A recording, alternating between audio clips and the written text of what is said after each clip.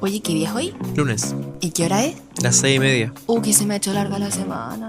Cerrando el lunes a duras penas. No te preocupes, porque ahora viene la dosis de cafeína, música y cultura pop que necesitas para desconectar un rato. Ahora empieza el Café Pop con Cata Rodríguez, solo aquí, por Logos FM 93.9.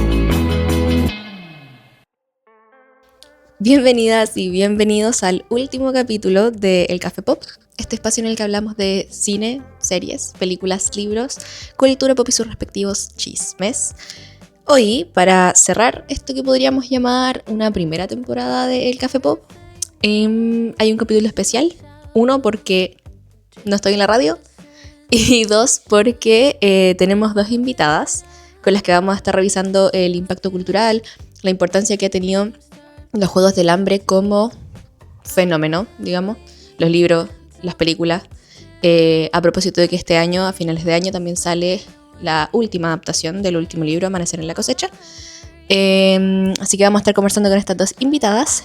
Y además este es el capítulo como final del mes de la mujer. Sé que ya estamos en abril, pero tenía este capítulo armado, así que como hemos hecho durante los últimos 4 episodios, vamos a estar escuchando solo mujeres y recomendando contenido, productos culturales también hechos solo por mujeres. Soy Cata Rodríguez y aquí parte el último Café Pop para los FM en una versión muy particular. Para empezar, no va a haber noticias hoy, sino que quiero partir recomendando un álbum, que es el álbum debut de Jade, que se llama That's Showbiz Baby. Jade ha formado parte de la girl band Little Mix desde 2011. Que es una banda que se formó en el programa The X Factor de Reino Unido, un año después de la formación de One Direction. Y bueno, el éxito que ellos tuvieron llevó como a más formaciones de este estilo, y en el caso de Little Mix funcionó increíblemente. La formación incluía a Jade Thirlwall, de quien estamos hablando, a Perry Edwards, Liane Pinnock y Jessie Nilsson. Las 4 se mantuvieron juntas hasta 2021, si no estoy mal, cuando Jessie Nilsson deja la agrupación por conflictos internos que probablemente nunca sepamos qué bien como lo que pasó realmente. Y en 2022 las 3 miembros restantes anuncian que se van a tomar un descanso. Así entonces Little Mix logró una carrera continuada de por lo menos 10 años, algo que dentro de este tipo de grupos es bastante inusual. Y el éxito de Little Mix en Reino Unido es algo de lo que no hablamos mucho en Latinoamérica, ni siquiera en Estados Unidos. O sea, Little Mix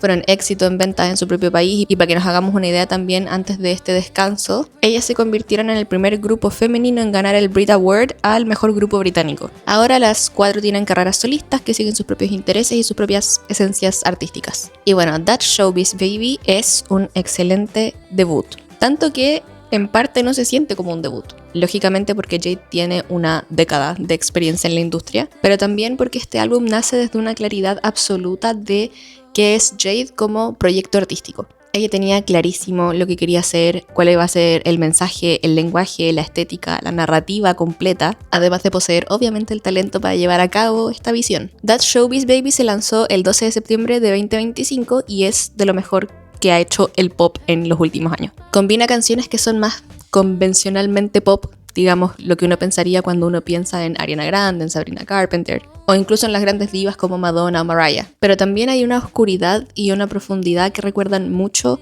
a la Lady Gaga de inicio de los 2010. Y los elementos electrónicos que también tiene me hacen pensar en Robyn, por ejemplo, sin dejar de lado las influencias disco que este álbum tiene también. Estas influencias están súper presentes y son súper reconocibles en el álbum, pero también uno puede ver la esencia de lo que es Jade. Logra un sonido propio que es súper atractivo y experimental también. De hecho, ella misma se ha referido a su sonido como Pop Frankenstein, y creo que queda bastante claro a la escucha. Aquí me parece necesario también mencionar como las raíces musicales de Jade, que creció como una clásica theater kid, o como una niña teatro, que participaba de producciones escolares, que al crecer también desarrolló un gusto y una cercanía por el arte del drag, que siempre ha sido muy cercana y una aliada de la comunidad LGBTIQ+. Y también es importante que sus abuelos maternos fueron ambos inmigrantes en Reino Unido. Su abuelo desde Yemen y su abuela desde Egipto. Y estos son datos no menores, porque en entrevistas ha dicho que cuando ella era niña su abuelo escuchaba música árabe y que eso también lógicamente ha influenciado su arte. Y nada, al final del día me parece que Jade, más que otra artista pop, puede pasar a ser no solo una de las grandes promesas del género, sino de la industria en general. La determinación, la experiencia y el talento definen su proyecto, y espero que le siga yendo increíble, y no puedo recomendar más que vayan a escuchar este álbum. Y ahora vamos a pasar al bloque para el que tenemos a estas invitadas. Nos vamos derechito a la conversación, al ranteo, al fangirleo junto a mis amiguitas que están desde Santiago, son Isabel Fuentes, periodista de La Máquina Medio, y Claudia Fic Pantoja, periodista de Sube la Radio y conductora del programa Literalmente Hablando. ¿Cómo están, chiquis? Hola.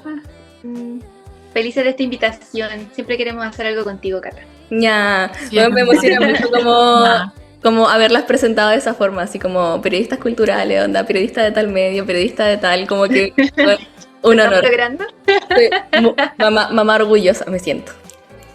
Es como un shock pensar en no sé, por las cosas que hacíamos en la U, como en esta misma línea de comentar películas, libros, música, etcétera, como ay, lo lejos que hemos llegado.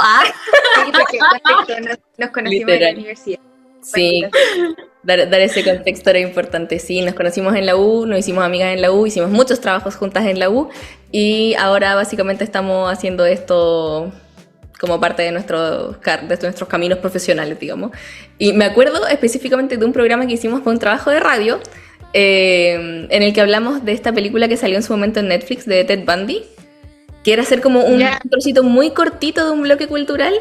Y luego como que a la profe le encantó, nosotras como que simplemente hablamos de cualquier cosa, como que salió muy natural.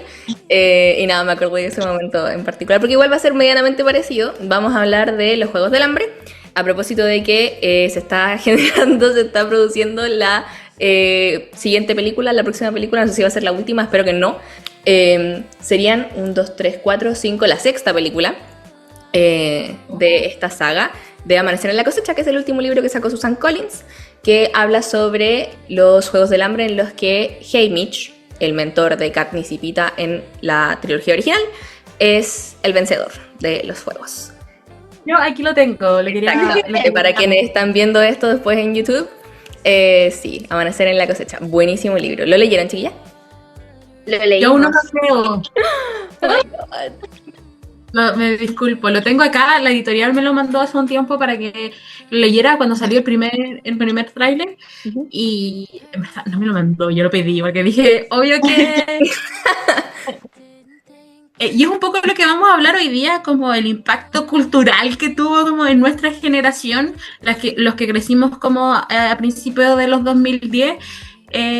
Fue gigantesco, fue una conversación súper relevante como a nivel social que se estaba dando a raíz del impacto que tuvo los Juegos del Hambre. Entonces cuando salió el nuevo tráiler, le hablé a la editorial Penguin, que es la que lo distribuye acá en Chile, y me lo mandaron, pero está en mi lista de por leer, sobre todo porque he escuchado muchos buenos comentarios especialmente de la Cata y de la Isa, que son personas que les gustó como su criterio lector, como que es similar al mío, entonces está ahí, pero sí. La clave es así como, la gente ha recomendado mucho, la Cata y la Isa. Es que no importa, a veces, a mí no me importa tanto como que mucha gente lo esté como comentando, cualquier libro en realidad, sino como personas que yo confío en su criterio lector o que veo como que tienen como gustos similares a los míos, como que ya hay como que confío más particularmente. No, sí, es verdad. Sí, no, estoy 100% de acuerdo porque, por ejemplo, yo este libro no lo leí en su momento. O sea, yo cuando era adolescente, yo estaba más como por la línea de Divergente, como que por ahí, ajá. No leí la trilogía original en su momento, la leí en 2020, en la pandemia, como que me descargué los PDFs pirateados y los leí así como a las 3 de la mañana, me los leí como el primer libro como en 2 noches y nada, caí en la pasta de por vida. Yo sé que la Isa sí leyó los libros en su momento, si no estoy mal. Sí, yo los empecé a leer, que yo era muy cuenteada, bueno, todavía, pero cuando chica era más cuenteada todavía. Entonces mi escapatoria era como ir a meterme a una biblioteca, ¿cachai? A leer. Y en ese periodo fue que encontré los Juegos del Hambre y conecté heavy. Yo leí el primero más o menos el mismo año que salió la primera película, en el 2012. Y de hecho entré porque obviamente como me gustan más las películas, entré por la película y ahí empecé a leer el libro y es increíble, o sea, si la película es buena, el libro es 3000 veces mejor, como la profundidad que le dan los personajes tan heavy, que yo logré conectar muchísimo con todo el lore de Katniss y su construcción de personaje y poder tener a una mujer tan potente en un tiempo en que todos los triángulos amorosos tenían a alguien que como que solo era frágil y se movía como entre medio de los dos personajes. Era muy bacán ver a Katniss como Sí, aperrando y chavo, como ya sí me gustan estos dos buenos, pero filo, como el mundo se está acabando, en verdad esto no es lo más importante. sí. No, he visto mucha gente hablar de eso en particular, sobre todo como porque a la mayoría de personas nos gusta Pita, no Gale. Odiamos a Gale. Pero mucha gente diciendo como en esa relación, no necesariamente entre Katniss y Gale, sino entre Katniss y Pita, como que los roles de género están invertidos, por así decirlo, como convencionalmente el estereotipo, ¿cachai? Como ella es la persona que es como muchísimo más acción, como tomo decisiones, llega a ser hasta agresiva a veces, y es la persona que en el fondo tiene como la violencia, por así decirlo, más convencionalmente hablando, que Pita es una persona que... Es un personaje súper feral, eso también es lo entretenido de ella, que de por sí es salvaje, es violenta, también por el entorno en el que creció y por cómo se tuvo que, en el fondo, cómo tuvo que sobrevivir como a esa realidad. Y claro, Pita es como mucho más amable, mucho más cariñoso. Pero Es un alma mucho bacán, más sensible. lo bacán en ese caso es que está bien justificado por el contexto que le dan a los personajes, porque no es el estereotipo como de la mina empoderada, ¿cachai? Sino que es como, loco, es su mecanismo para sobrevivir. Sí, En cambio, Pita tenía otro contexto que lo hace ser mucho más como dulce y sensible. Y eso a mí me pareció increíble. Bueno, para la gente Y bueno, para la gente que nos está escuchando y que vive bajo una piedra y que no sabe de qué va los Juegos del Hambre. Los Juegos del ¿Sabes que tampoco, perdón, solo para tampoco es tanto, porque por ejemplo mis roomies, mis compañeras de departamento son más chicas que yo, una tiene 19 y la otra tiene 21 o 22 años. Y cuando fueron las elecciones acá en Chile, gana Kast, yo así, ya voy a ver los Juegos del Hambre, como para querer seguir resistiendo. Y les empecé a hablar, no, yo como entendiendo también de que ellas conocían como el impacto cultural que había, y me dijeron así como, no, nunca las he visto, como no cachaban como lo que había significado para nuestra generación, como las finales de los Gen Z y principios principios de la Gen Z y finales de los millennials, claro. Como lo mucho que nos movió en su momento, y así como, no, es que cómo es posible que no sepan. Es que eso, cultura general, chicos, cultura general de la gente generación Z, que el impacto yo creo que está súper justificado, porque fuera de que Susan Collins escribe increíble, la historia para su momento era dentro de todo novedoso, o sea, estábamos en el momento de las distopías, pero la distopía que propone los Juegos del Hambre tiene una base tan brígida en la lucha social, en la lucha de clases, que sigue súper vigente hasta el día de hoy, y no es como tan fantasía, es como esas típicas distopías que tú pensás y decís como, y sabéis que esto igual podría pasar, como no está tan alejado de la realidad. Sí, justamente eso te iba a decir, como que la inspiración que tiene Susan Collins al momento de escribir es la guerra en Vietnam, básicamente. Y igual toma cosas que son un poco de la realidad. Me encuentro similar en ese sentido a lo que pasa con el cuento de la criada, como que también Margaret se propuso como no voy a escribir como cosas que no hayan pasado, ¿cachai? Como lo vas a encontrar horrendo, pero esto es real, como esto ha pasado en algún momento de nuestra línea temporal, y siento que por ahí también va un poco como la línea en la que escribe Susan Collins y lo que genera que sea tan impactante el libro y después las películas. Sí. Oye, quizás podríamos, explicar un poco cómo qué era lo que estaba haciendo antes de que le interrumpiera, como de qué van los Juegos del Hambre, ¿cuál es la historia? Cierto, gracias Clau, el TDAH, ok. Los Juegos del Hambre, la trilogía original sigue a Katniss, que es nuestra protagonista, que es una chica de 16 años que vive en el distrito 12 de Panem. Panem es lo que nosotros hoy día conoceríamos como Estados Unidos. El distrito 12 es como las regiones, pero las regiones no están separadas como por cosas geográficas, sino por clase social. Entonces el distrito 12 es el distrito más pobre de Panem. Y Katniss es una chica muy pobre, hija de mineros, que los mineros son como lo último en la cadena alimenticia de los trabajos en Panem. Y hay algo en este universo que se llama los Juegos del Hambre, en el que todos los años se escoge a dos chicos, un chico y una chica, niños de entre 12 y 18, para ir a pelear a una arena hasta que solamente quede uno. En el fondo es como un poco como los gladiadores de Roma, con niños. Y el día de la cosecha, que es como se le llama el día en que escogen al chico y la chica que va a salir por cada distrito, no sale Katniss, sale su hermana menor, que es un personaje súper importante para como la psicología de Katniss, y es una chica que tiene 12 años. Sale su hermana y ella se Ella se ofrece como tributo para Ofrece ir en voluntaria. vez de su hermana, exacto. Se ofrece como voluntaria. Y salen ella y Pita Mellark, que es uno de los intereses románticos de, de esta trilogía. Y ahí empieza como todo el jaleo de ir a los juegos. Esto no es spoiler para nadie, porque si no, no habrían 2 libros más. Como ganan los juegos, los primeros juegos. Y los consiguientes 2 libros, que son el cuarto libro, que es una precuela, que habla sobre el villano de la trilogía original, que es el presidente Snow. Y cómo es que en el fondo este personaje se vuelve lo que nosotros vemos en la trilogía original. Y luego esta segunda, que también es una precuela, que es la historia de Haymitch. Es terrible, es súper brutal. De hecho, creo que la forma en la que lo mostraron en las películas, como, si bien es brutal, creo que podría haber sido muchísimo más horror, como muchísimo más gore de lo que fue, pero de nuevo es una trilogía que es juvenil, así que creo que se justifica. Pero eso, la Clau solamente ha visto, creo, las películas, entonces la Isa y yo hemos leído los libros y las películas. Ahora, antes de seguir, sí. Yo leí la trilogía original. También la veía en su momento. En los ¿viste? Yo 2000. pensaba que no. No, sí, por supuesto. Porque yo Por también supuesto. era muy, muy fan como...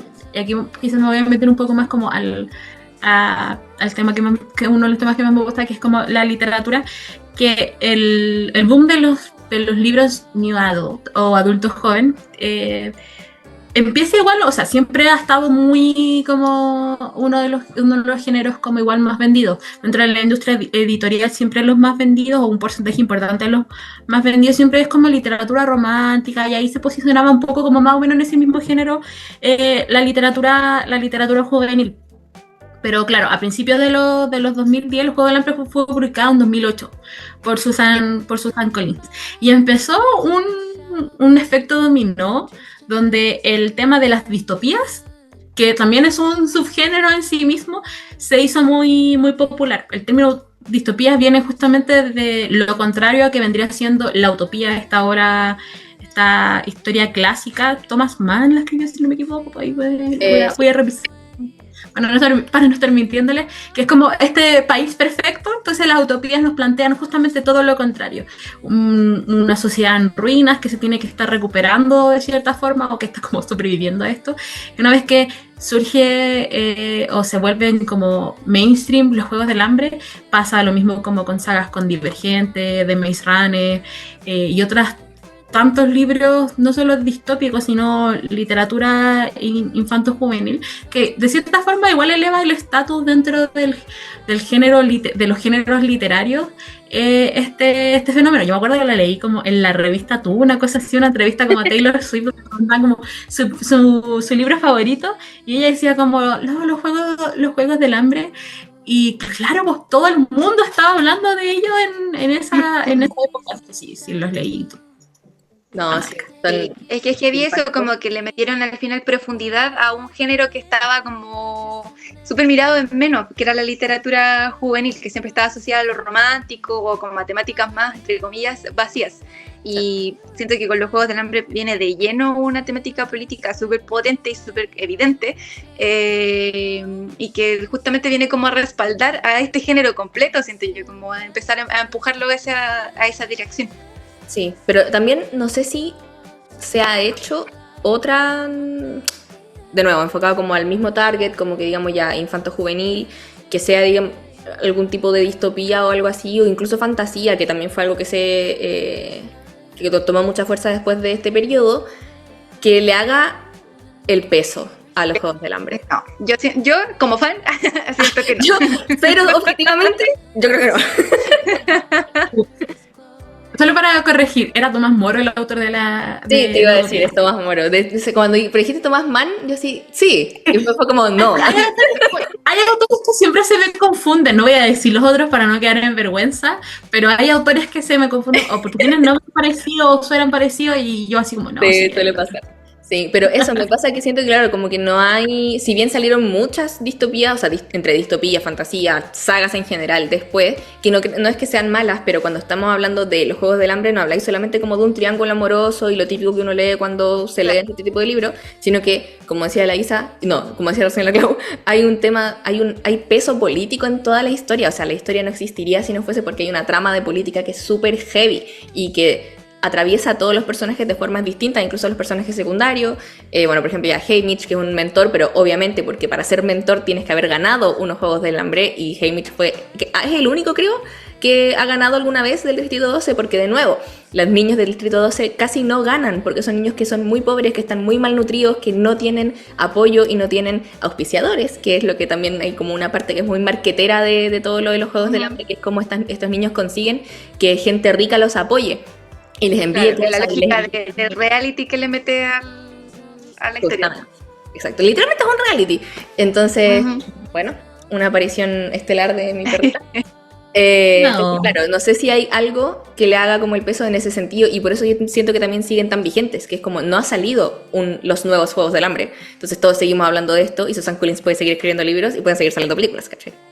Sí, no, pero eso es lo increíble, como de que al final, a pesar de que es una saga que es súper vistosa y que claramente lo que saque Susan Collins le va a ir bien, siento que igual Susan Collins han sido súper responsables de escribir como esta típica frase como cuando tiene algo que decir, ¿cachai? No es como que se ha dedicado a sacar libros como para sacarle el jugo a esta saga. Y bueno, de hecho, hay como rumores ahí en internet, yo no sé qué tan reales son o no, de que efectivamente puede haber un tercer libro como de esta nueva saga de precuelas. Sí. Y que me hace mucho sentido que pueda ser la historia de Finnick. Justamente por todo lo que ha pasado últimamente con el tema de, por ejemplo, la isla de Epstein, como con todo el tema de los archivos y que no se ha hecho cargo nadie. Yo creo que por ahí igual puede ser una temática que hay alerta de spoiler, hay algo vinculado con ese personaje y el tema de las infancias. Yo creo que lo que hace que estos libros sean tan populares, por un lado, y tan relevantes y permanentes en el tiempo, es que justamente son textos que están destinados a un público infanto-juvenil, pero los toma en serio como sujetos de pensamiento crítico, les entrega los hechos, no les dice textualmente como, oye, esto está bien o esto está mal, pero les permite entender a través de una creación de universo que además está súper bien creado, como que todos los pequeños datitos que te van entregando en la lectura, cualquiera de las tres sagas que mencioné anteriormente, te permiten imaginar de todo un universo que hace sentido en la medida que en la medida que van ocurriendo las aventuras de nuestros protagonistas. Entonces yo creo que esa es una de las razones por las que seguimos hablando de estos libros y por qué quizás no hemos vuelto a encontrar uno parecido, porque actualmente, y volviendo un poco también a lo que significan como estos fenómenos editoriales, el romance y la literatura juvenil siguen siendo como un número importante de las ventas editoriales. Hay actualmente como editoriales que tienen como sus sellos, que es como una línea específica de publicación que tienen como para publicar romance o para publicar novela negra o para publicar, no sé, novelas chilenas, cosas por el estilo, que tienen sellos específicos justamente solo para publicar o novelas juveniles o novelas de romance, para también financiar otras líneas de publicación que quizás no son tan vendibles, pero que la industria editorial responda como a este sistema muy capitalista por lo demás, también hace que no todas las historias que se publican son de la misma calidad, porque hemos visto también todo este fenómeno de como la publicación de fanfiction o de historias escritas por jóvenes en internet. Está bien, como bacán que quieras vivir, bacán que te imagines que puedas desarrollar como tu talento como narrador en internet, como que es el espacio ideal para hacerlo. Pero no sé si a todos los textos que se publiquen en internet y posteriormente todos los textos que se publican en editoriales que salieron de internet tienen la misma calidad respecto a la narración, a la redacción y a las temáticas que toca, como para crear un fenómeno que sea así de importante y relevante como lo fueron los Juegos del Hambre. Yo hace rato ya no leo literatura juvenil como tal. Sí he trabajado en librerías donde uno está viendo como las cosas que salen, las últimas novedades. Como las tendencias. Sí, pareciera no ser ese el caso. De hecho, la última como libro juvenil que encontré, que era así como dije, qué bacán, se los presté justamente a la Cata, ya la hizo para que lo leyeran. Iba a hablar de eso, iba a mencionarlo. Pero no he vuelto a encontrar algo así como que sea así de toque temáticas que van más allá de como, es que no me puedo decidir entre este chico y este otro. Sí. Que mira, válido. Experiencia de vida, como experiencia de vida, válido. Pero claro, como está bien que haya más diversidad, sobre todo para personas que están en formación. O sea, pasa con la música pasa un montón, pero yo siento que igual con libros y películas pasa también, que es que cuando tú estás creciendo y te estás formando, la música, los libros, como el producto cultural que consumes mientras eres adolescente es el que más se queda contigo, porque en el fondo conectaste con eso cuando te estabas formando, pues como cuando estabas formando tu Sí, pues el proceso identitario súper heavy. Exacto, es súper importante en ese periodo y también uno es cuando más siente con más intensidad, o sea, uno cuando es adolescente es cuando las cosas así como que te duelen y te duelen caleta y como... Entonces, lográis conectar con estos personajes, te identificáis con estos personajes y se quedan contigo para siempre. Entonces, como... Me da pena pensar como en adolescentes o jóvenes que crecen sin tener de repente como esta conexión con personajes ficticios, con música. De hecho hay estudios que dicen que la gente deja de descubrir música nueva después de los 33 años, pero tiene un poco que ver también con eso, con que la gente si escucha música nueva tiene más que ver con la música que ya escuchan, porque uno se queda como con lo que ya está como dentro de uno en el fondo. Entonces siento que los Juegos del Hambre fue un poco el fenómeno y lo sigue siendo. Pero dentro de esta misma generación, por lo que dijo la Clau al principio, también es verdad. Como niños más chicos no están pegando, no están como tan vinculados con esto. Bueno, y que de hecho iba a ser el comentario de que si bien, claro, esta fue una saga que salió dirigida a un público juvenil, en el último libro, que es en el que aborda los Juegos del Hambre de Haymitch, yo sentí, no sé si te pasó a ti, Cata, o a ti, Clau, en lo que llevas de lectura, todo el rato que ella sabe que le está escribiendo a quienes fueron esos niños de 12 y que ahora tenemos 20 y tantos, casi 30. Porque siento que en la forma en la que te cuenta las cosas, en la que narra las cosas, y las cosas que te narra son mucho más duras y más como al hueso, como ya no estoy para suavizar esta weá, como todos sabemos que esto se trata de esto. Y eso igual lo encontré heavy, porque claro, no está dirigiéndose a no es su intención llegar a lo mejor a un público diferente, siento que le está llegando al mismo grupo que creció con... Exacto, al que crecimos con la historia, sí.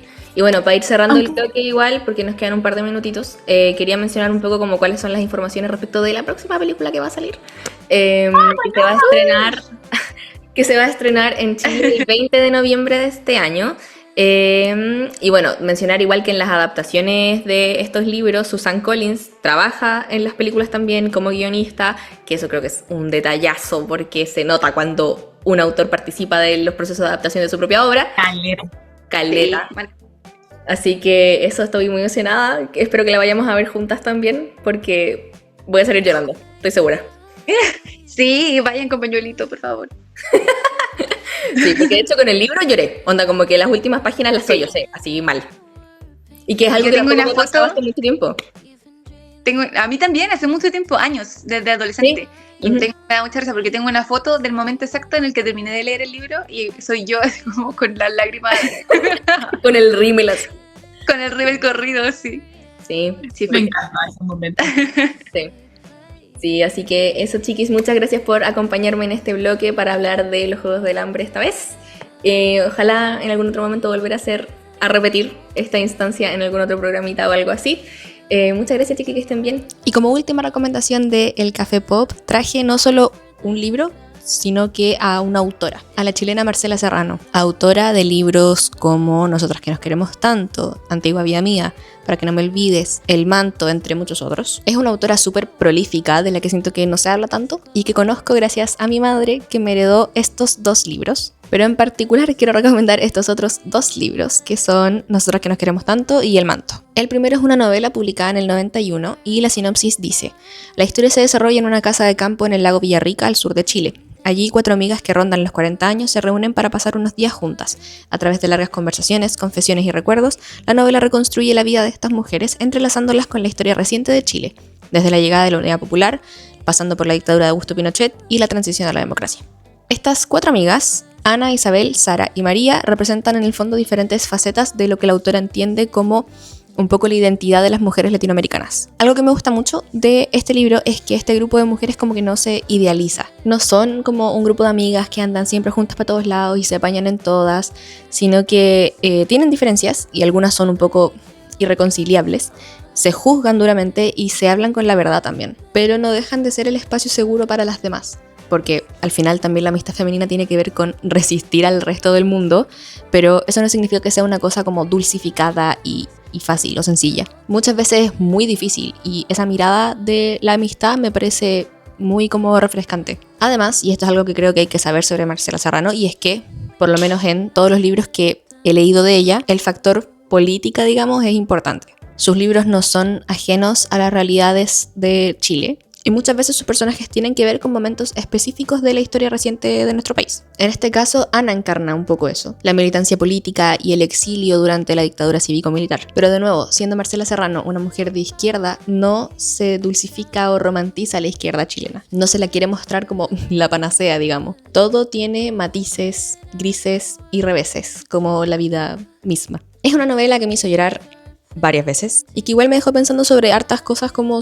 de mi vida y de mis decisiones. Y luego por otro lado está El manto, que es un libro de no ficción. Son las memorias de Serrano respecto de la muerte de su hermana Margarita, quien también fue periodista y escritora. El libro fue publicado en 2019 y es más bien un diario desorganizado que repasa todo el año siguiente a la muerte de Margarita, muy en línea con lo que hace también Joan Didion en El año del pensamiento mágico. Y de hecho, a lo largo de sus reflexiones, Marcela Serrano también conversa con otros autores que decidieron hacer este mismo ejercicio respecto del duelo. Didion, C.S. Lewis, Simone de Beauvoir, por ejemplo. Como que busca en estas otras obras una forma de entender lo que le está pasando. El manto explora esta conexión única entre hermanas. La complicidad, el lenguaje privado, los chistes internos, la memoria compartida también. Y siendo una persona que también tiene una hermana, claramente este libro me rompió un poquito. El concepto detrás del título es precioso y tiene que ver con lo que el amor de su hermana significaba o representaba para Marcela. Un manto de protección frente al mundo. Y ahora que Margarita ya no está, Marcela se siente expuesta, como dejada a la intemperie de la vida. Personalmente fue interesante leer este tipo de duelo porque, bueno, yo tengo como una fijación con este tipo de libros, pero los que había leído antes de este siempre tenían que ver un poco con fallecimientos abruptos o inesperados. Por ejemplo, el esposo de Joan Didion muere de un ataque al corazón fulminante. En el libro Love is a Mixtape de Rob Sheffield, su esposa fallece, pero como a los 31 años. Entonces el sentimiento que queda es como, ¿por qué me hicieron esto siendo ella tan joven? O en La ridícula idea de volver a verte de Rosa Montero, ella trabaja su propio duelo por la muerte de su marido, quien muere de una enfermedad, pero se centra en la historia del duelo de Marie Curie por Pierre Curie, quien fallece horriblemente atropellado por un carruaje. En cambio aquí Margarita muere tras años de lucha contra el cáncer a los 67 años en 2017, que es una experiencia lenta, agotadora y terrible, de una forma diferente de lo terrible que es una muerte inesperada. Creo que es un libro excepcional de la literatura de Serrano porque es crudo, es directo, desestructurado